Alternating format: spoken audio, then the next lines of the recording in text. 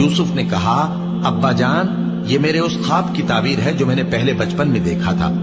میرے پروردگار نے اسے سچ کر دیا اور اس نے مجھ پر بہت سے احسان کیے ہیں کہ مجھ کو قید خانے سے نکالا اور اس کے بعد کہ شیطان نے مجھ میں اور میرے بھائیوں میں فساد ڈال دیا تھا آپ کو گاؤں سے یہاں لایا.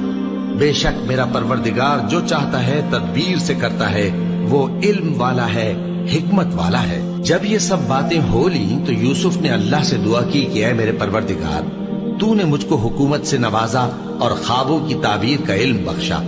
اے آسمانوں اور زمین کے پیدا کرنے والے، تو ہی دنیا اور آخرت میں میرا کارساز ہے. تو مجھے دنیا سے اپنی اطاعت کی حالت میں اٹھائیو اور آخرت میں اپنے نیک بندوں میں داخل کیجو.